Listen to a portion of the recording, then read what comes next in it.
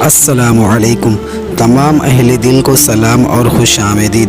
اگر آپ کو یہ ویڈیو پسند آئے تو اپنے سوشل میڈیا نیٹ ورک پہ لازمی شیئر کریں اور چینل کو سبسکرائب کر کے بیل آئیکن پر کلک کرنا نہ بھولیں۔ شکریہ۔ قصص الانبیاء میں ذکر ہے حضرت سلیمان علیہ السلام نے نہر کے کنارے بیٹھے ہوئے تھے کہ ان کی نگاہ میں ایک چیونٹی پر پڑی جو گیہوں کا ایک دانہ لے کر نہر کی طرف جا رہی تھی۔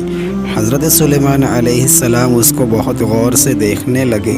جب چیونٹی پانی کے قریب پہنچی تو اچانک ایک مینڈک نے اپنا سر پانی سے نکالا اور اپنا منہ کھولا تو یہ چیونٹی اپنے دانے کے ساتھ اس کے منہ میں چلی گئی۔ مینڈک پانی میں داخل ہو گیا اور پانی ہی میں بہت دیر تک رہا۔ حضرت سلیمان علیہ السلام اس کو بہت غور سے دیکھتے رہے۔ ذرا ہی دیر میں مینڈک پانی سے نکلا اور اپنا منہ کھولا تو چیونٹی باہر نکلی، البتہ اس کے ساتھ دانہ نہ تھا۔ حضرت سلیمان علیہ السلام نے اس کو بلا کر معلوم کیا کہ ماجرا کیا تھا اور وہ کہاں گئی تھی۔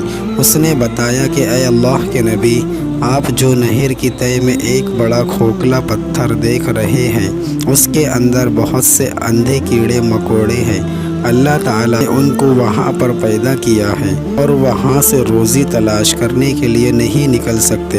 اللہ تعالیٰ نے مجھے اس کی روزی کا وکیل بنایا ہے، میں اس کی روزی کو اٹھا کر لے جاتی ہوں اور اللہ نے اس مینڈک کو میرے لیے مسخر کیا ہے تاکہ وہ مجھے لے کر جائے۔ اس کے منہ میں ہونے کی وجہ سے پانی مجھے نقصان نہیں پہنچاتا، وہ اپنا منہ پتھر کے سوراخ کے سامنے کھول دیتا ہے، میں اس میں داخل ہو جاتی ہوں۔ جب میں اس کی روزی اس تک پہنچا کر پتھر کے سوراخ سے اس کے منہ تک آتی ہوں تو مینڈک مجھے منہ سے باہر نکال دیتا ہے۔